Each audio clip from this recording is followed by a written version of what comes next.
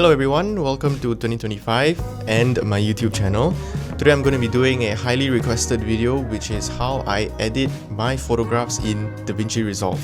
So once again, why are we editing photos in DaVinci Resolve? Isn't Resolve like supposed to be for video only? Yes, but if you look at the tools in Resolve, it's actually a great program to edit your videos and photos actually. Also, not gonna lie, it's something that picked up a lot of traction on Threads. I posted some before and after of the photographs, before I edited in Resolve and after. Side note, if you're not following me on Threads, you probably should. So last year, I actually created a workflow that will allow you to edit your raw photos in DaVinci Resolve using all the native Resolve tools. Now granted, I'm going to assume that you have already watched that video because I go through a lot of the fundamentals and the prerequisites over there. So some of the things that I talked about in that previous video was things like how you have to convert your files to DNG format, which is a format that is readable by Resolve. So regardless if you're using Sony, Canon, Fuji, Olympus, you gotta convert it to DNG first for Resolve to read it. I've actually created a template project that I use for all of my photo edits, and I'm going to be linking this in the description for free so you guys can go and check it out. So once you're in this project, you can just go into your folder, drag and drop, and all your photos will be out. If you have vertical photos, for some reason they're all like this way, I don't know why. Just go in and go to clip attributes, go under image orientation, shift it back to the proper format. Once you're ready, you're going to be going with the horizontal images first.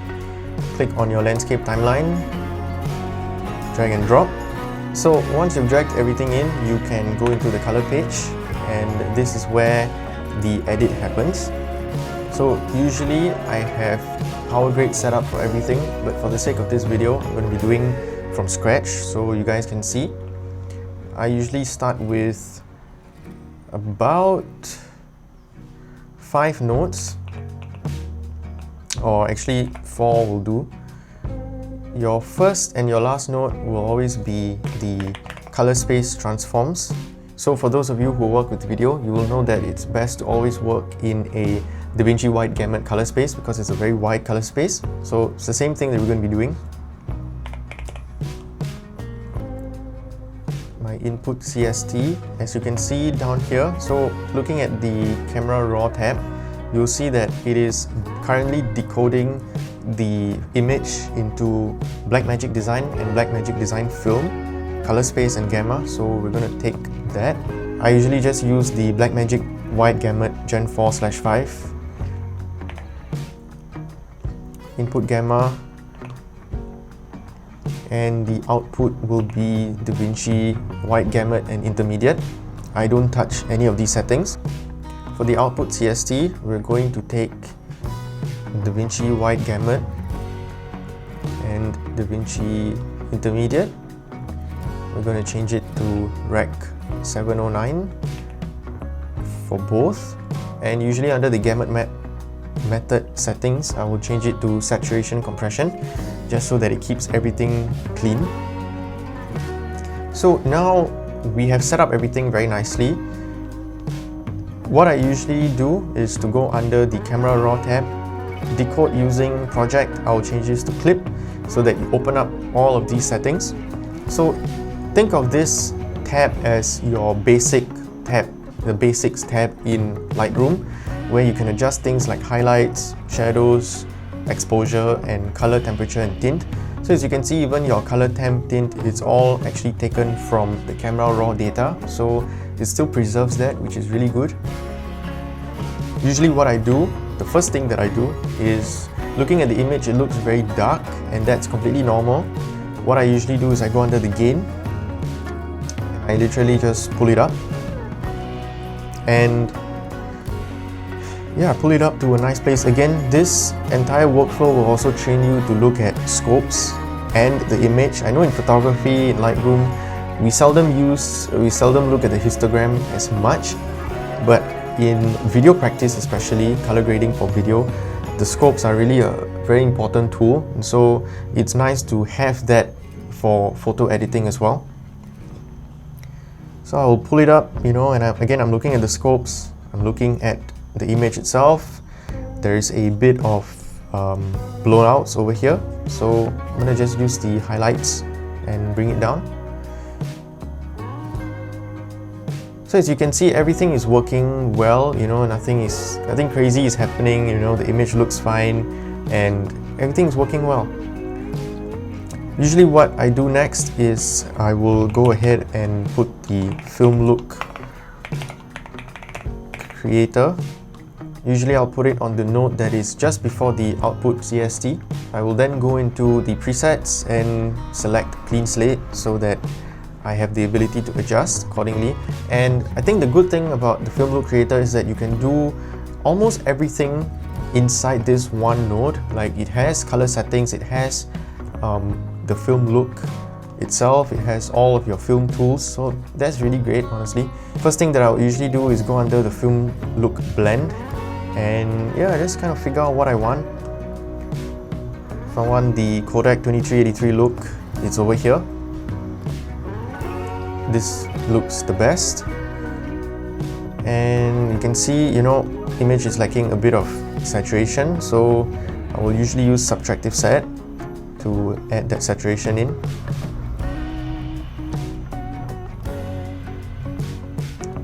I think richness is also something quite nice that you can play around, and really at this point it's for you to play around with and really feel each image how you want to color grade it. It's really your creative process. You can add a bit of bloom, a bit of halation if you want to. And once you're done with the film look side of things, you can look at the image and say, okay, you know what, maybe I want to add a little bit more contrast. And so my general rule of thumb is that if the slider is available in the camera raw tab, use it, right?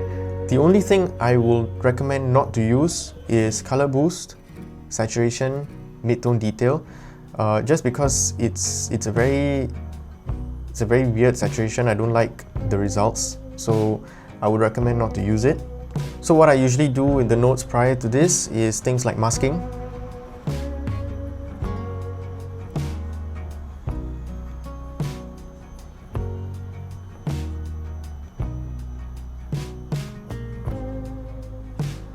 I'll usually use the gamma to pull things up.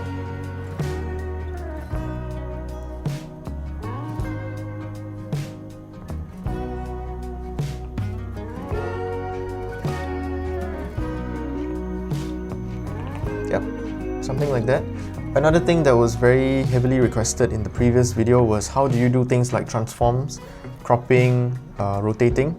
Usually I would go into this tab over here, the sizing tab, go into edit sizing, and here you can crop accordingly. You can do rotations.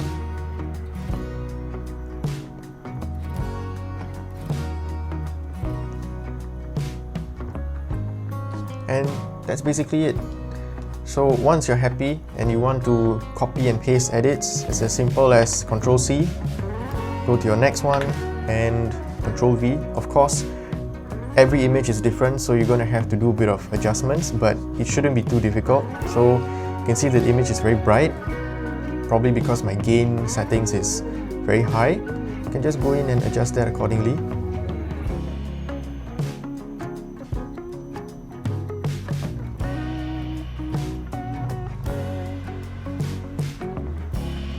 Maybe I want to use the lift to give it a bit more contrast. Really, it's for you to play around and see which settings work the best. Maybe I want to change the film look. Even things like the perspective shifts are available, so you can do that. So again, you know, it takes some getting used to, because I mean, we're all familiar with the tools in Lightroom and the usual photo editors, but again, everything is doable and everything is working pretty well. So Like, why would you not? You know, you have all these tools and you have a bunch of other tools available as well. And the last photograph. So this one you can see it's much darker. So again,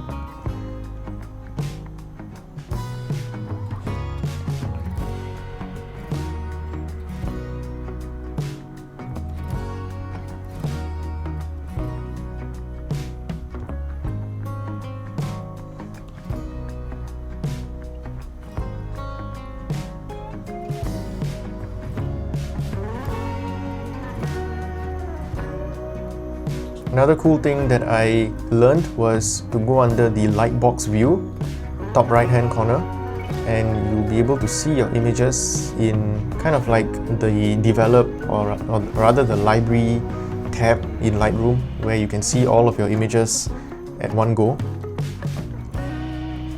Once you're ready to export, you can head over to the Deliver tab, and over here I have also a bunch of photo export settings, but it's basically choosing between JPEG, PNG, whatever format you want.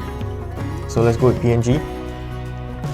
You can choose to render at source resolution, or you can use the timeline resolution. Usually my timeline resolution is lower so that the editing experience is better.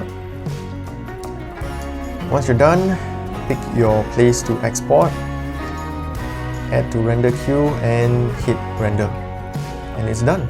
So yeah, in a nutshell, that is my photo editing workflow. Been using this method for the last 8-9 months, and I've gotten really good feedback about the colors and all that.